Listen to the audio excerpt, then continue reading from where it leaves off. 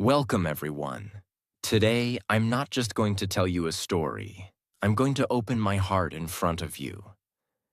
Because this is not just a motivational video. This is the truth, the hard truth, the ugly truth, the truth that nobody wants to say out loud, the truth that most people hide behind fake smiles, fake support, and fake friendships. And that truth is simple. No one is really your friend until you win.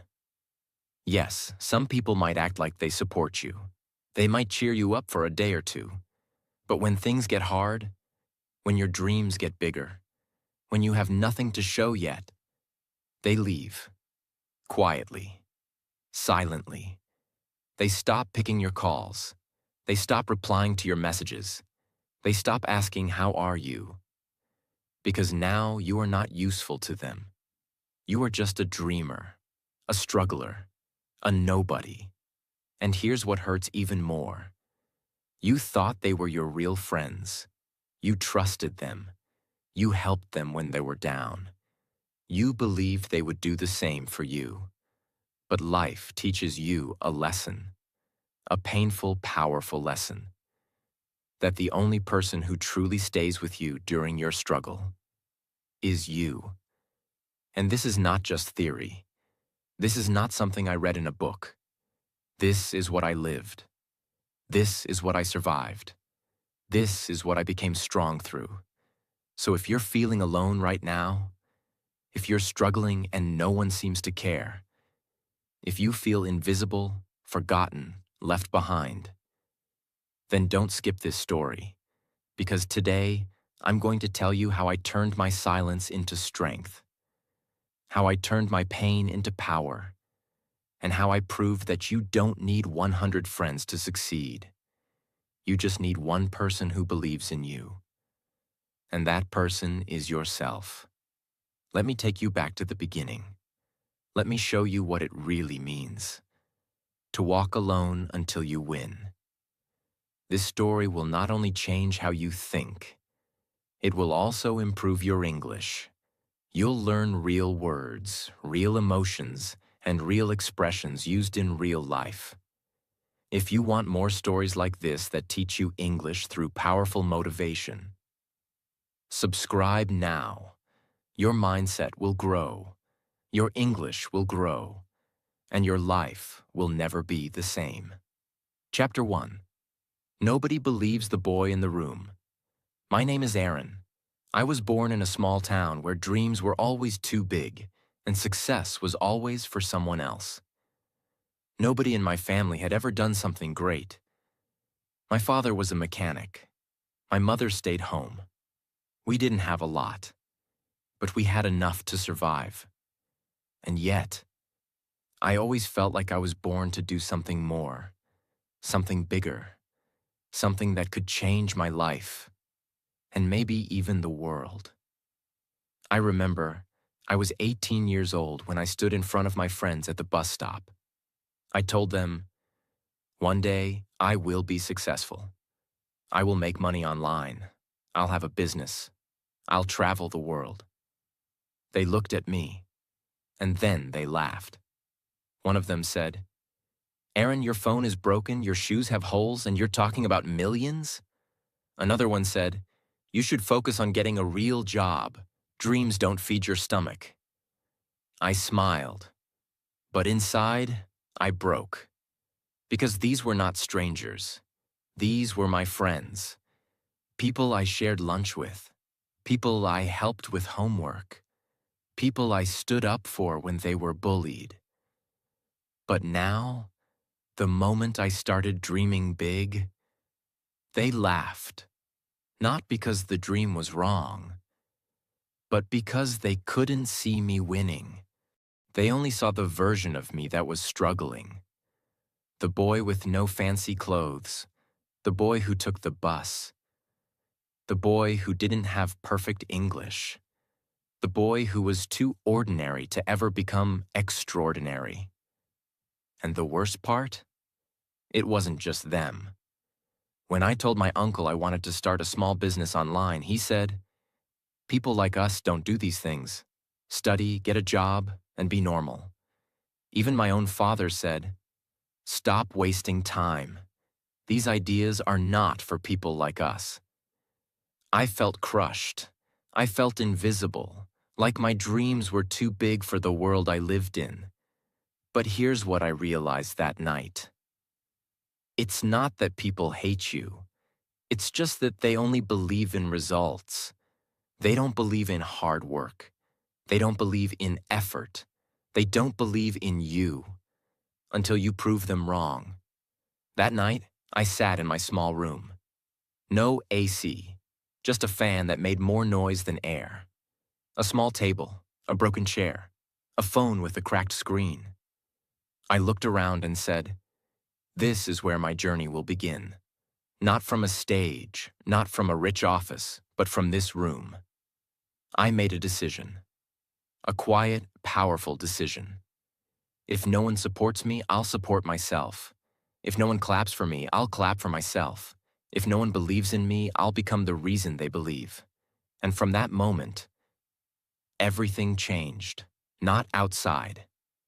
Outside, I was still broke, still alone, still ignored. But inside, something was different. There was a fire. There was a voice. There was a silent war inside me. A war between the old version of me, who felt weak, rejected, and small, and the new version of me, who was ready to fight, ready to rise, ready to win. That was the beginning of my lonely path. That was the beginning of walking alone. That was the first time I understood this truth. No one is your friend until you win. But if you're willing to walk alone long enough, you will win. And when you win, the same people who laughed will want to take photos with you. That's where my journey truly started. Chapter 2. The Silent Years. After that night, something changed inside me. Not outside. Outside, I still had nothing. Same room, same cracked phone, same broken chair, same empty pockets. But inside me, something had been born. A decision, a voice, a promise to myself. I didn't tell anyone about it. I didn't announce it on social media. I didn't call my friends to tell them I'm starting something big. Because I had already learned something important. People don't listen to your plans. They only react to your results. So I stayed silent, but I started moving. And that's when my real journey began. I started waking up at 5 a.m. every day, not because someone was motivating me, not because I had a morning routine from a book, but because I had to, because my house was small, and by 7 a.m., it became noisy. I needed silence to focus. I needed those 2 hours in the morning when no one was awake, except me. I would make tea quietly, sit on the floor with my secondhand notebook, and start learning. I searched how to make money online. I typed how to improve English speaking at home. I wrote down everything I found, word by word. No internet at home. So I used a friend's hotspot once a week to download free PDFs and videos. I didn't have a laptop, so I used my old phone that had a black line across the screen. Some days my phone would shut off because of low battery. We didn't have 24/7 electricity, so I would light a candle and just read old notes I had written down. I didn't understand everything. Some words were difficult, but I would write them down. I would practice them in front of the mirror, again and again and again. That mirror, it became my first friend. I would stand in front of it and say, "Aaron, you will speak English fluently. You will start a business. You will earn in dollars. You will win." And sometimes I cried while saying that. Not because I was weak, but because I was the only person who believed in that dream. Slowly, I started distancing myself. I stopped going to useless birthday parties. I stopped replying to late-night texts. I stopped wasting time with people who only talked about others. People noticed. They said, "Bro, you've changed." They said, "You think you're better than us now?" Some laughed. Some got angry. Some just stopped talking to me. But I didn't reply because I was busy changing my life. See, when you start growing quietly, people think you're being rude. They don't understand that you're just protecting your energy. 2 jobs, 1 dream, 0 support. I needed money to survive and to invest in my dream. So I took 2 small part-time jobs. One was at a local tea shop. I would clean tables and wash cups. The second was at a grocery store. I would lift heavy boxes and stock shelves. Every evening, my hands smelled of onions and detergent. My back hurt. My eyes burned. But I came home and opened my notebook because my dream was still alive, and I was still hungry. While other boys watched Netflix, I watched tutorials. While they posted gym selfies, I practiced English pronunciation. While they slept at midnight, I read about email marketing. I wasn't better than them. I was just desperate. Not desperate for attention, but desperate for freedom. Desperate to build a life where I wouldn't have to beg for respect.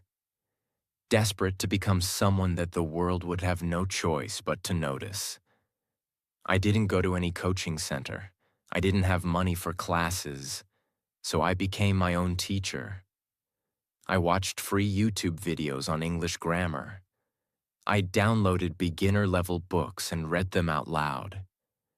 I paused videos, repeated words slowly, and copied the accent. 1 word, 1 line, 1 paragraph at a time. I also started writing small blog posts, even if no one read them. I just wanted to practice writing and thinking in English. Even my captions on social media changed, from my local language to English. People laughed. They sent me screenshots of my grammar mistakes. Some said, "Stop showing off." But I didn't stop, because I knew something they didn't. Mistakes are proof that I'm trying. And if I keep trying long enough, those same mistakes will become my power. There was a period, about 6 months in, where I genuinely thought of quitting. Not quitting life, but quitting the dream. Because nothing was working. No one supported me. No one encouraged me. No money was coming in. No success. No fame. No light. Just silence. One night, I was sitting alone, eating dry bread. My stomach was full, but my heart was empty. I had no one to talk to, no one to tell me, "You're doing great, don't give up." I looked up at the ceiling and said, "Why is it so hard?" And I heard nothing, just the sound of the fan spinning slowly above me. But in that silence, I realized something. Nobody is supposed to help me. Nobody is supposed to understand. This is my journey, not theirs. And if I want the results, I have to do the work, even when no one is watching. I wrote 1 sentence on a small piece of paper and taped it to my wall. I will win, even if it takes 10 years. That line became my religion. Every time I felt tired, I looked at it. Every time I felt jealous of others, I read it. Every time I saw someone living the life I wanted, I said it again. I will win, even if it takes 10 years. I stopped looking for fast results. I started falling in love with the process. I studied every day. I practiced speaking every day. I saved every extra dollar I earned. I invested in a better internet plan. I bought 1 cheap microphone to start recording voiceovers. I learned how to create digital content. All from that same room. All from that same cracked phone.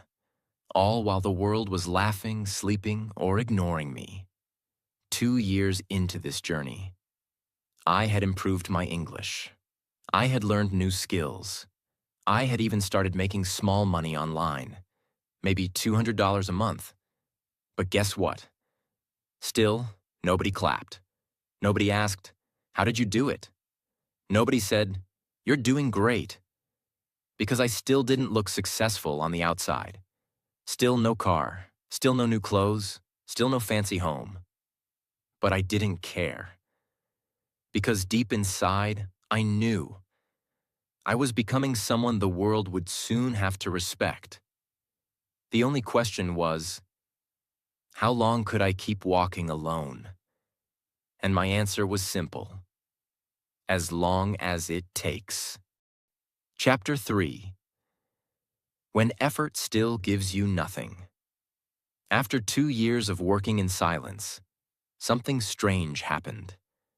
I was no longer the same boy who started this journey. My English was better. My thinking was sharper. My discipline was stronger. But my life still looked the same from the outside. And that was the most dangerous phase of my journey. Because this is the phase where most people quit. Not at the beginning. Not when things are clearly bad.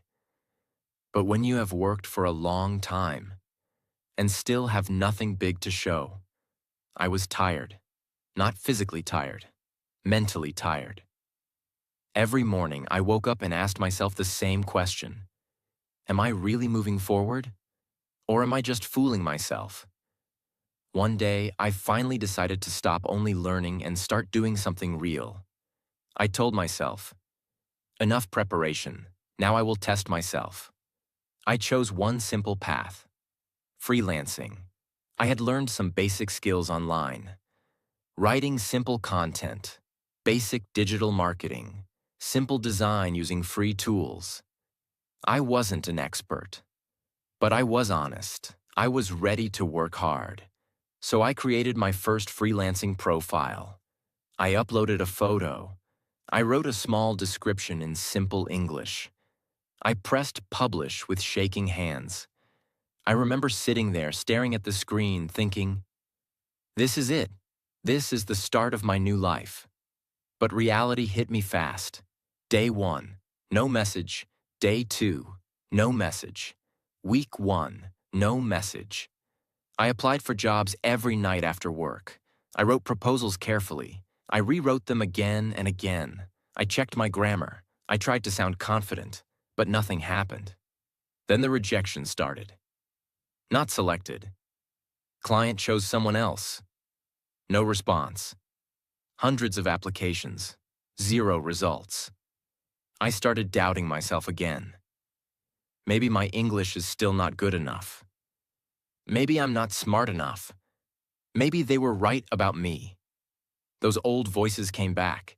The voices of people who laughed at my dreams. The voices of those who said, people like us don't succeed. And this time, they sounded louder.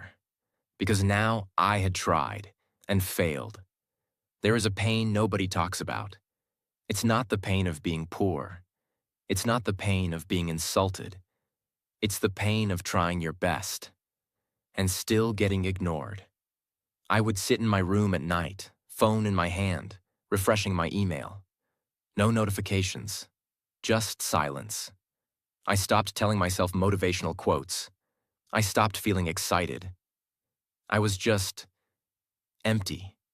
But I still woke up the next day, still went to work, still came home and applied again. Not because I felt strong, but because I had no other choice. Going back to my old life scared me more than failing again. During this time, I saw many people around me moving ahead. Some of my friends got jobs through connections. Some got promotions. Some started earning good money. They started posting pictures. New phones. New bikes, restaurants, trips. And I was happy for them. But inside, something hurt. I was doing everything right. I was working harder than ever. And still, I was stuck. This is where jealousy tries to enter your heart. This is where bitterness tries to poison your mind. I felt it, I won't lie. But one night I sat quietly and thought deeply. If I turn bitter, I lose. If I start hating others, I lose. If I quit now, I lose. So I made another decision. I decided to stop measuring my life by results. I decided to measure it by effort. Every day, I asked myself only one question. Did I give my full effort today? Not. Did I make money today? Not. Did someone praise me today? Just effort. If I studied for 1 hour, that was a win. If I applied for 10 jobs, that was a win. If I practiced English for 30 minutes, that was a win. Small wins, invisible wins, wins that nobody could clap for, wins that nobody could see, but wins that were slowly changing me. I also stopped trying to look successful. I stopped pretending. I didn't post motivational quotes anymore. I didn't tell people what I was working on. I didn't explain my struggles. I focused only on skill. I improved my writing. I learned how to communicate clearly. I studied why some people succeed online and others don't. I learned how to solve problems, not just talk about them. This part was boring, very boring. No excitement, no drama, just repetition. But repetition is what builds power. There was one night I will never forget. I had just received another rejection email.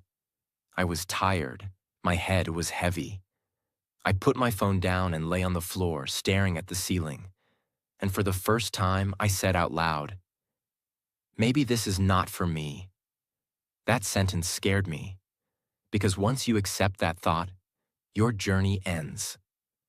I stayed quiet for a long time. Then I remembered something from my past. I remembered how people laughed at me at the bus stop. I remembered their faces, their voices, their confidence that I would fail.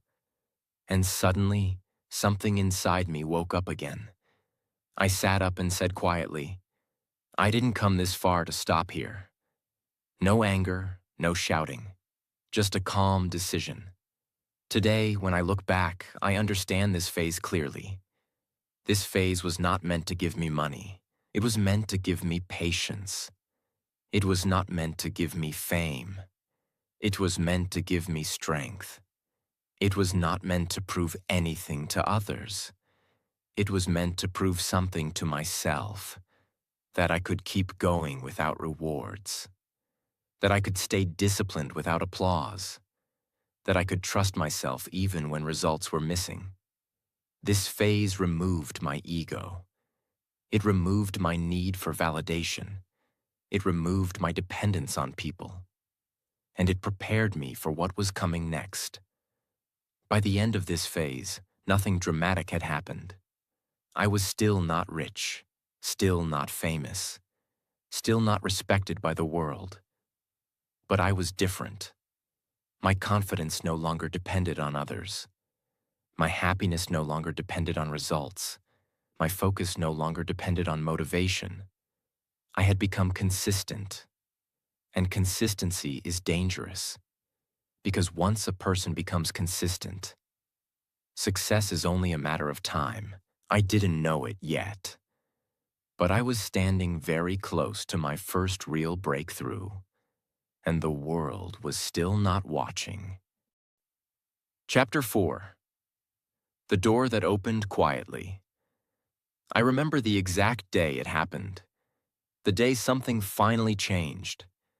It didn't come with a bang. There was no dramatic music, no flash of light, no big message saying, "Congratulations, Aaron, you made it."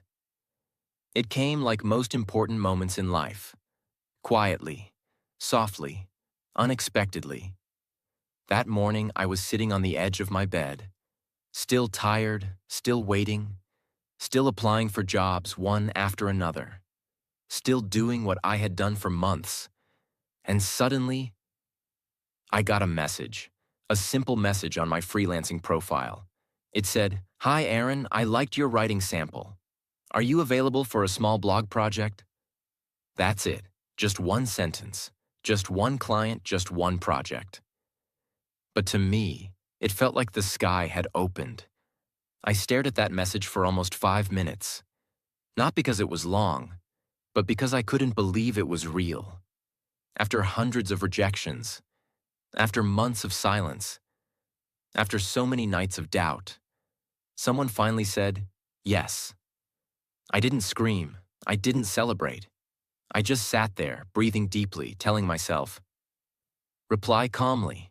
Don't show desperation. Be professional. I wrote back, hello.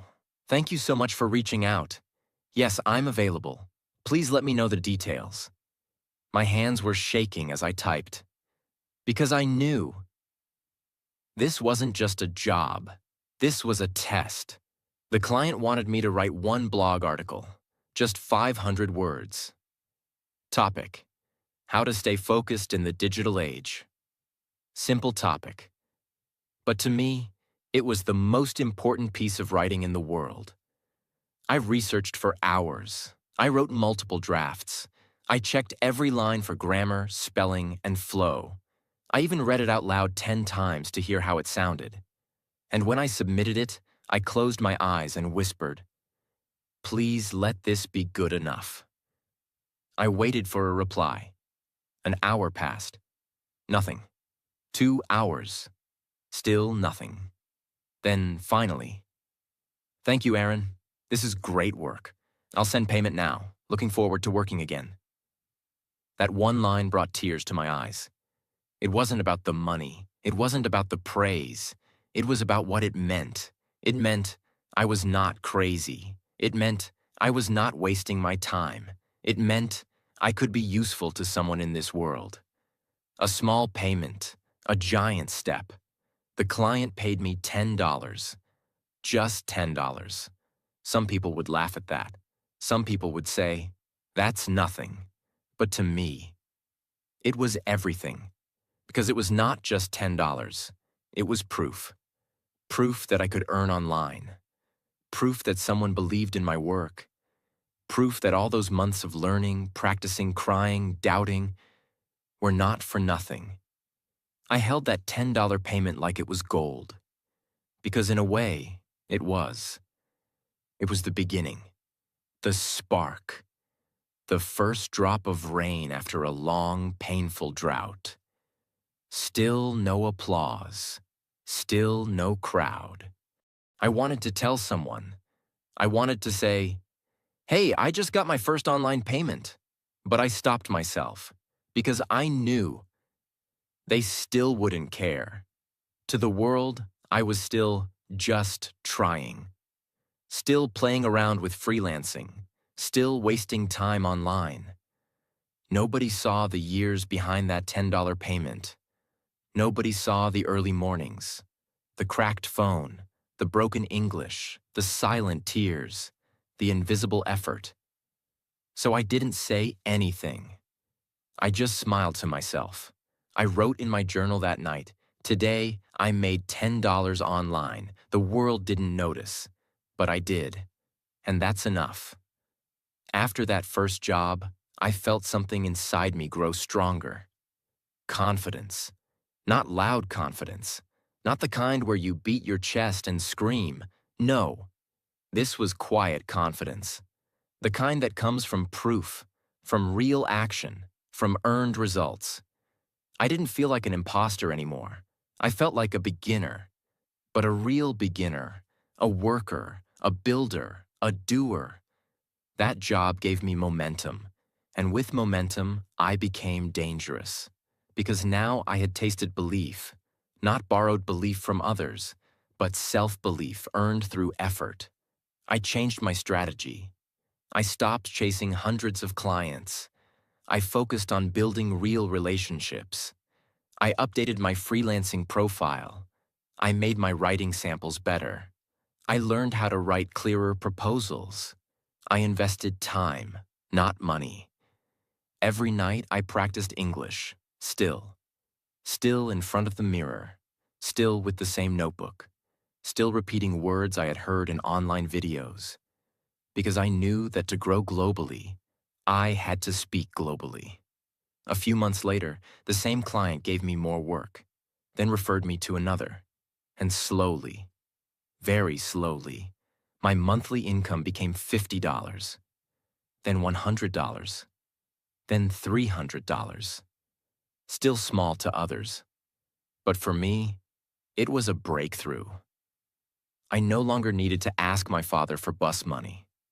I bought myself new shoes for the first time in years. I even paid for my own internet connection. And still, nobody noticed, nobody clapped, nobody called me successful. Because the world still couldn't see me. But that was fine. Because I was no longer doing this to be seen. I was doing this to become unstoppable. Here's what I learned during this phase. Your first win will not change your life. It will change your direction.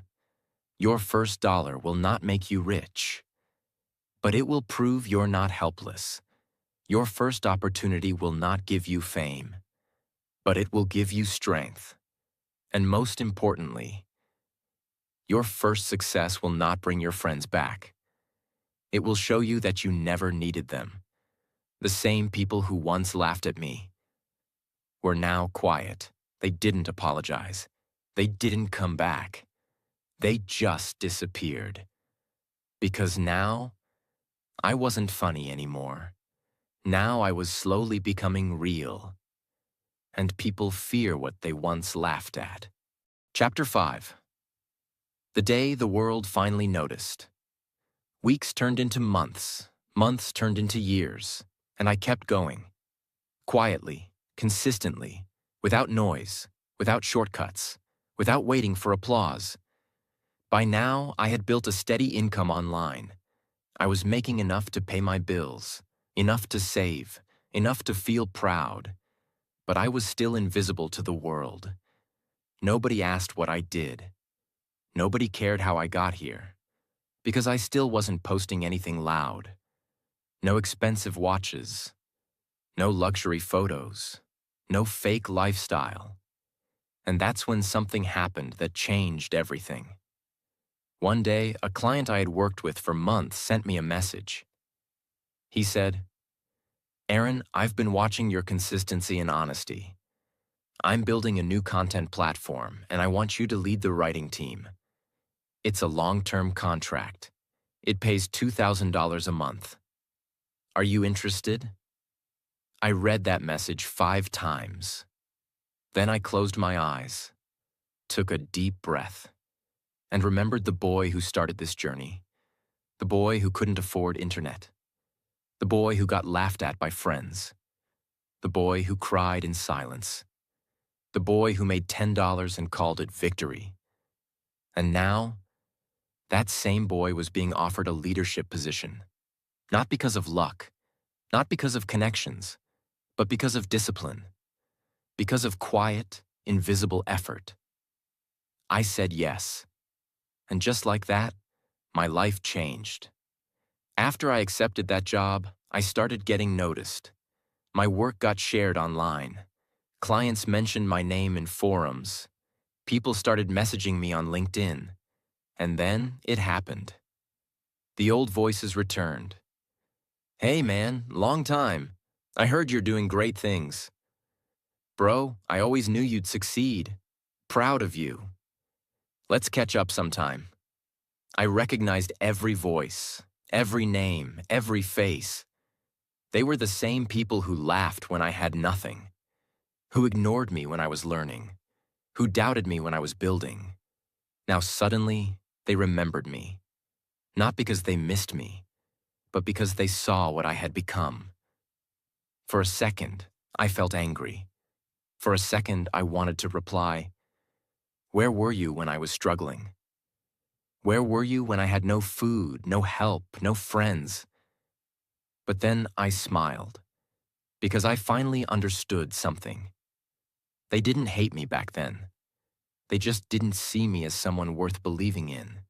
And now that I had won, now that I had results, now that I had something they could admire, they came back, not as friends, but as spectators.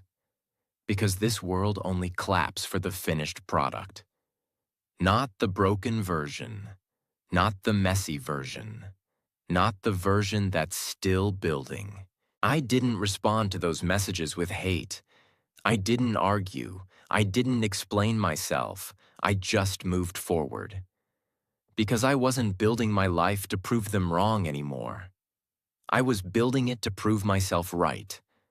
I bought a small apartment, furnished it with my own earnings, started sending money to my parents every month, took my little brother for his first vacation, became the first person in my family to make money through the internet, the first person to earn in dollars, the first person to speak fluent English in a professional meeting, the first person to build something from zero.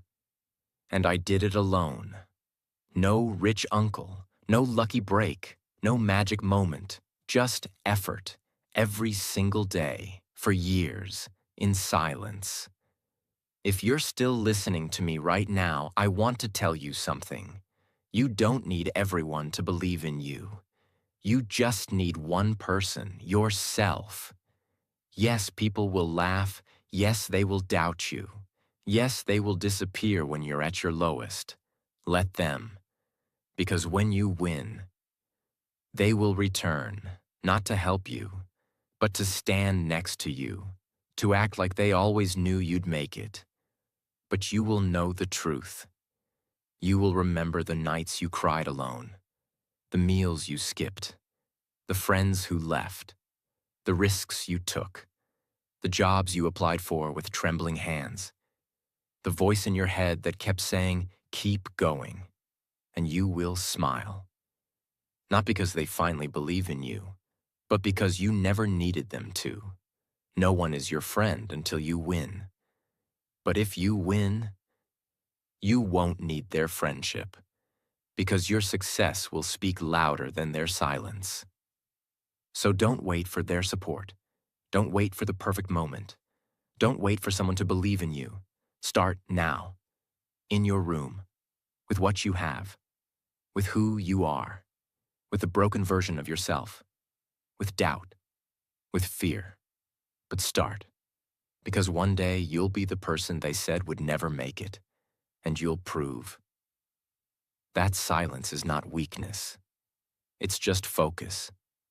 And when you finally win, let the world hear nothing except the sound of your footsteps walking away from their doubts.